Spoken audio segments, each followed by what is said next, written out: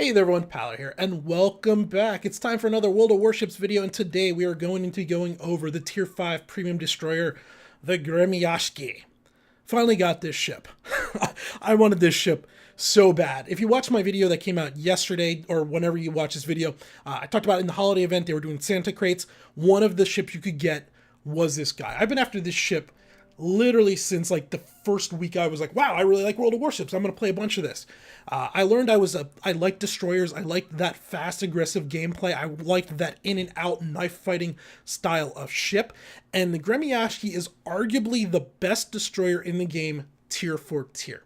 Yes, tiers 7, 8, 9, 10 destroyers are better than this ship, but not when you compare them tier for tier. Well, it's subjective, but in my opinion, it's probably the best in there. There's some very good ones. The Benson's a great destroyer. Not the Farragut, but the what's the tier 9 American one? Fletcher. The Fletcher is a really good one. There's quite a few good destroyers, but this one is arguably in that conversation tier for tier. Why is that? Well, it takes the best elements of all of the tiers of ships and puts them together in just a mean little bugger ship with one major drawback that you have to work with. So, what does it get? It has, first of all, to counter probably the biggest weakness of the Russian line of destroyers. The big problem with Russian line destroyers tends to be their torpedo range, at least up until about tier 8. 8 and above, their torpedoes start to get better range. But like the Gremyashchy, which is a tier 5, it's the sister ship of the Gremyashchy, it would be the tier ship of the Gremyashchy, has a lot of the same features of the Gremyashchy, 4-kilometer torpedoes. Has the same 200 2x3s, so 6 torpedoes, roughly same torpedo speed, 4-kilometer range. What this means is you either need to ambush from very close behind an island, or you need to basically, if you're going after a battleship, it's an all or nothing. You just blind rush them and hopefully get your torpedoes off before you die. They're a very all or nothing type torpedo armament. Not the Gremyashchy, 55 knot torpedo speed, but 8-kilometer range, 2 times 3, 533 millimeter torpedoes with 1,440 damage on those torpedoes. These are very similar to what you're going to find on the Japanese line. Now, the Japanese line, since they've gone through the tree overhaul and it's now been split, you have the Mutasuki with 10-kilometer torpedoes, and then you have the Minakaze with 7-kilometer torpedoes. So it's kind of right in the middle there. It's good all around. Let's actually take a look right here at the new German line, because I don't even know what their torpedo range is at tier 5. I haven't played the Germans yet. Let's see. 7-kilometer torpedo range, 61 knots, so slightly faster at 7 kilometers. They can be upgraded to 7.5 kilometers. So you have roughly the same as the German line in terms of torpedoes, but a bit slower than that. And that really just, it gives you that added ambush that the German destroyers don't tend to have. It also is before the German destroyers really start to get big. Above tier 5, the German destroyers start to really have concealment problems. The Gremyashchy is still very good in terms of concealment, 6.8 kilometers, same as the Gremyashchy, but 6, 7, 8, especially once you hit like the Kiev, they're big. They're almost the size of cruisers, so there's no concealed fire coming from those type of ships other than if you use smoke. The Gremy, though, he's still on the small, it's still on the small side. 6.8 kilometer range, detectability when firing the guns, 10.6 kilometers. This ship, when you put your commander together and you give him basic expert marksman combined with advanced firing training, so plus 20%, actually advanced firing training is the one you want. Expert marksman has nothing to do with this. Advanced firing training plus 20% range. It allows the Gremyashchy to get out to 14.3 kilometer range with a detectability of 10.6 when firing. You're basically looking at a 4-kilometer buffer window that you can fire and you cannot be detected. This is something that you will see, like the Bliskovica, when fully upgraded, has a fairly good range like this, but it's pretty rare. Some of the very high ones, like the Fletcher, can kind of do this, but this is really good, especially at this tier. And that's before the tier 15 captain skill, which is going to reduce my detectability by another 10%. So that's going to knock off 0.68 kilometers, 0.68. So it's going to take me down to almost 5-kilometer detectability range. That's insane. I'm sorry, almost 6 kilometer detectability range. I can do math. 6.8 minus 6.8 would be 6.1, depending on how they do the rounding of all of that. Really, really good detectability, great blind fire, a really good window in order to fire. The guns also have a fairly good chance of setting fires, 10%. This is pretty good for destroyers. Compared to like Japanese cruisers, no, this is awful. But a lot of things like the American line, they're looking at like 5% chance to set fire. There just isn't, generally destroyer guns, because of the rate of fire, their chance of setting fires is pretty low. 10% with the flags, it's normally like 9%, but I'm running dual flags on it. Really boosts that up, or gives you that 10%. That's really quite respectable for destroyer chance of setting fire. Okay, we will come back to the artillery in a little bit because that is also its biggest weakness. AA is almost non-existent, not a big deal. There's not a lot of carriers right now playing the game. Later on, we might need to revisit that depending on how they fix carriers, if they can make carriers relevant again. The other big strength about this ship, maximum speed, almost 39 knots without using speed boost, but the rudder shift time, 2.7 seconds. Again, this is without steering gears. We don't have steering gears mod on this thing yet. This isn't a tier 6 or 7, or 7 I think is where you first can start getting steering gears mod. This is just straight up how fast the rudder shifts on this ship. It's ridiculous. The Gremyashchy, 4.4 seconds. It's still very fast, but dang. So, to round this all up, what you have is a ship with great guns, with very solid torpedoes, with very good detectability, with a very good speed, with a terrific amount of maneuverability. The small flaws with this ship, actually the one big flaw, main battery rotation. So, as you can see here, right now with everything kitted out on my ship, it's 21.8 seconds. By default, it's almost 38 seconds to do a 180-degree rotation. Now, when you go ahead, you start with your commander skills. By using expert marksman, you reduce that by 2.5 degrees. That's going to get you down to about 28 seconds. And then what I went ahead and I did with my modules, I went with one that we don't see used all that often anymore, main battery modification 2. What this does is it reduces how quickly you can fire by 5%, but it also improves how quick your turrets rotate by 15%. Since you're already firing every 5 seconds, adding 5% onto that was like 0.3 seconds. I went from like 5 to 5.3. Completely worth it, in my opinion, in order to get that turret rotation down to just under 22 seconds. Especially when you then offset it with the other captain's skill, the, basic firing training 1. Right here under, I'm on the Gremyashchy. No wonder it doesn't look right. Let's come back over here. Basic firing training also reduces your rate of fire by 10%, so you can offset that 5% to where you're actually losing 5% rather than gaining 5% using basic firing training. Even with all of this, increasing your turret rotation as fast as possible, 21.8 seconds, almost 22 seconds, is pretty darn slow. If we look at something like the Farragut, it's like 12.8 seconds. Let's come in here. We'll take a quick look here just to make sure. Main battery rotation, 12 seconds. So we're more than double the rotation of the Farragut in terms of turret rotation. And that is the biggest weakness. Let's go ahead. This is getting long. Let's already jump into the footage because this video is going to take a little bit of time. So you notice the 38.9 kilometer speed, pretty darn good for a destroyer at this tier. You don't really see too many destroyers pushing 40 knots until tier 7.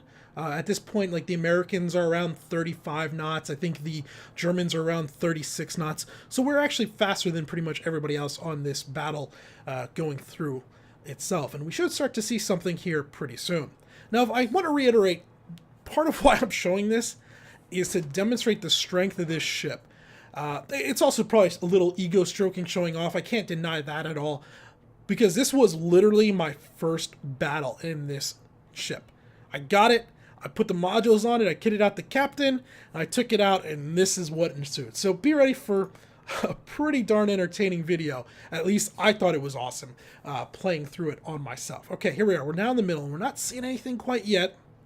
I'm looking around, and you can actually see, look at those back guns, how slow they are to rotate. And this is going to be the one thing, if you are someone that does go after the crates like I did to get a Gremyashchy, the strength of this ship depends on the target you're engaging.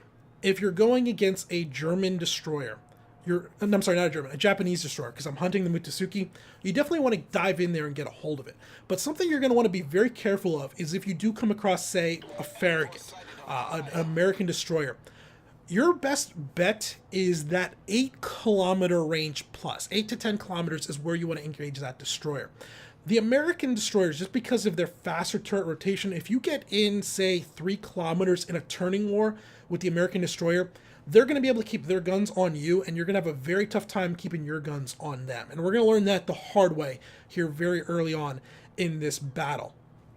All right, we got a Congo. I'm looking. I do see right out there was one V10 out in front of me. And if you look on the radar back to the east, another destroyer was spotted back over there in that channel where our friendly V10 is retreating. And that was also another V10. So we know where both V10s are now.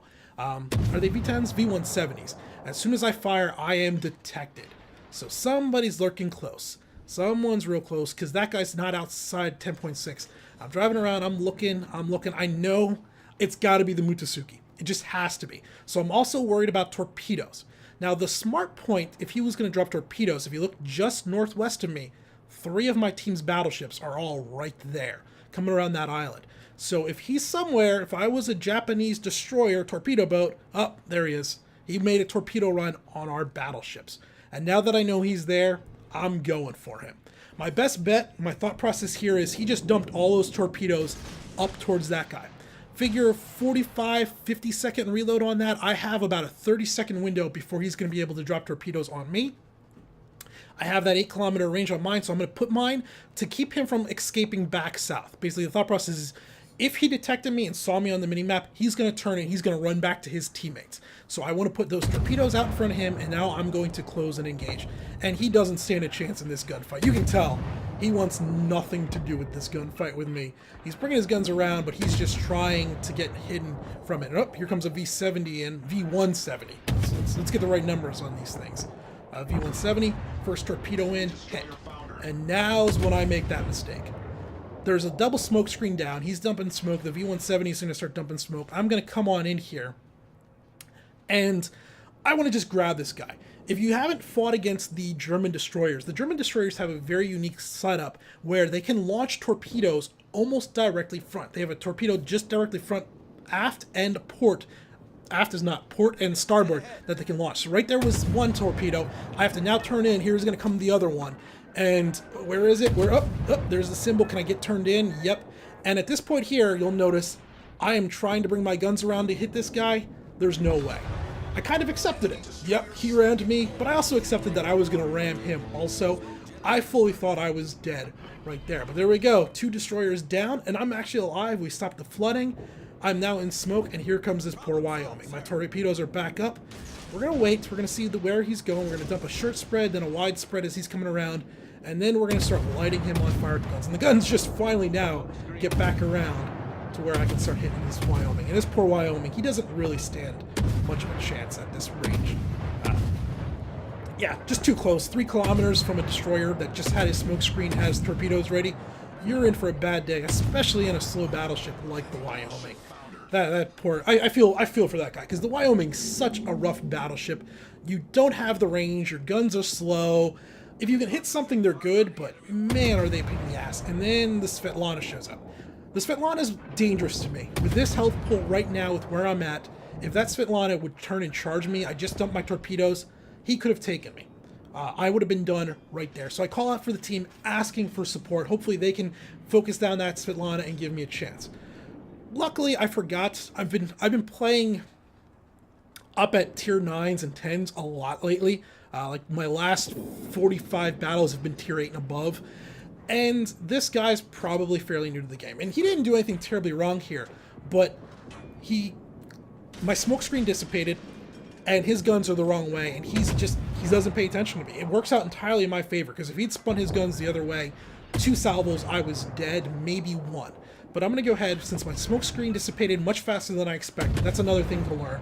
The German smoke screens, while they deploy nicely, they don't last very long. They have a very short life on them. So I'm boosting to try to get in behind this island before he turns and looks back at me and takes a few pot shots at me. And, well, this plays out for a little bit now as we go ahead and we're going to engage some Congos up here. What I found, so my takeaway was that turret rotation speed. If you can, use the great projectile velocity on the Russian destroyers to engage targets at roughly 9 to 10, maybe 11 kilometers. I find, at least personally, like when I'm in the American destroyers, even some of the cruisers, things like the Shores, I have a tough time hitting targets at that 10 to 12 kilometer range, just because of that really slow projectile velocity, that very high arcing velocity. This guy, though, like right here, once I have this Congo in line of sight, now it's a Congo, it's a pretty big battleship, but it's also a fast battleship. The Congo's got pretty good maneuverability and pretty good speed. Those projectiles are getting to him fast. In fact, you can see I'm using the option 2 HUD, so you can see I only have 6 second shelf velocity out to that ship. Whereas if I was in, say, a Farragut, that would probably be 8 or 9 seconds rather than 6 seconds. That's how much different it is. Luckily, the cruiser, I forget what it was, the Svetlana, our friendly Congo, took him out, and I believe the Congo then got torpedoed and went down himself, or it's coming right here in the next moment. I do see a Phoenix out there just at the high end of my range. I'm going to go ahead, I'm going to just try and light him on fire. The last thing you want to do is you want to let a ship like that run away. And some people could call this kill stealing, and I don't actually get this kill, so it's not even that. But when a ship is that low, you want to just finish it off. Removing him from game, especially a Phoenix, which has a pretty good range, has torpedoes.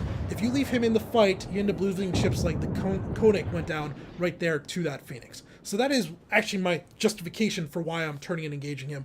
Luckily, somebody else does finish him off, I believe, before I can. I think the Congo comes around and gets him. Learning point here. So we've talked about the gun rotation. We want to be at that roughly 8 to 10 kilometer engagement range, especially against American destroyers. The other thing is the torpedoes are a bit slow, and I'm going to learn that tough way here against this Congo, which I see he's right here. This Congo's in a bad spot. This was the one we were lighting on fire earlier. He was... Yeah, I don't know how he got in here. Well, you do know. His team evaporated around him, and he's fast enough that he just got extended beyond where he needed to be. So I'm going for it. I'm going all or nothing here. I'm looking at my health. I'm looking at this Congo turning back in, running. I'm like, you know what? YOLO. Whatever. We have 3 kills. If we can get a 4th one, that's a great event.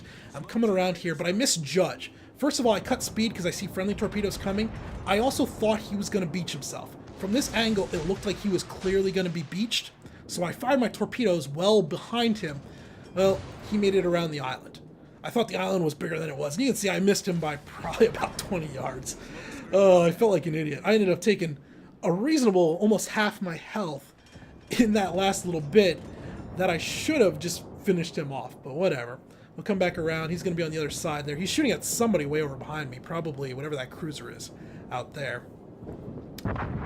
There goes the Congo, and now it's time for the Koenig. And again, you're going to see these shells. He's out there 9.5 kilometers in a tier 5. That's pretty long range for a tier 5. But these shells, they're only in the air for not even 6 seconds. And I'm on him pretty quick. Rate of fire, not as good as an American destroyer, not as good as the Farragut or it's not the Cleveland, what was the one right before the Farragut?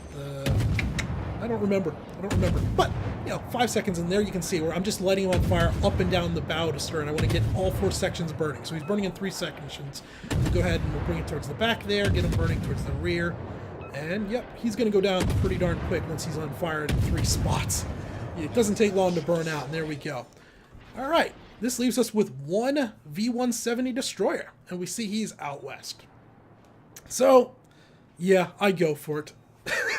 1,550 health, 1,568 health. I can read. 1,500.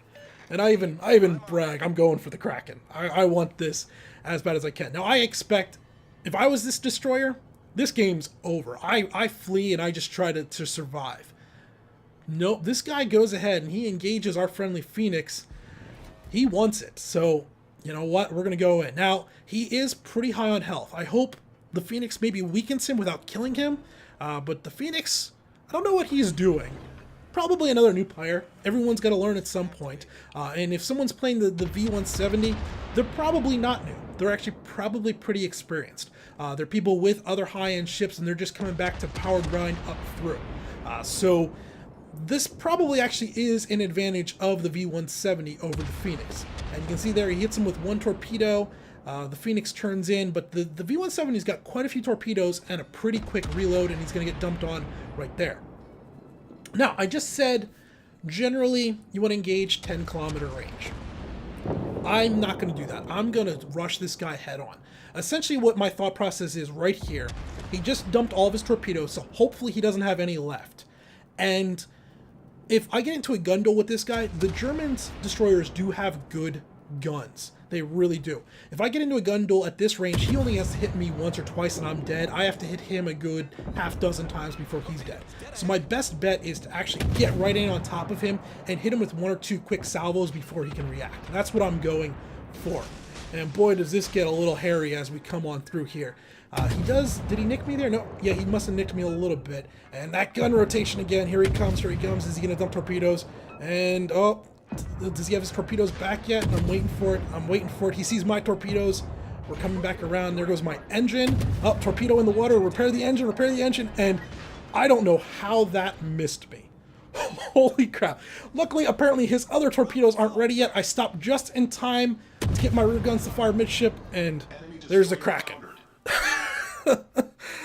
This ship, holy crap. It's not the best at any one area. The farragets can put out more gun damage of them because of the extra gun and the extra, they just have the extra gun and the higher rate of fire, the better turret turns. Japanese are better at torpedoes. Germans are better at torpedoes. But there's no tier 5 or 6 ship that just has all these features this well put together to make one really powerful destroyer that is absolutely great fun to play. I look forward to really getting this thing up there, getting that tier 5 concealment. I might even not go for that. I might go for higher fire chance. That might work out better in the long run. But I enjoy this ship so much. I'm so happy I have it. I just wish there was a more reliable way to get it than how I got it before. Hopefully you guys found that entertaining. I thought that was a great battle, especially for the first time out in a brand new ship. Until next time, though, this has been Paller. Thanks for watching.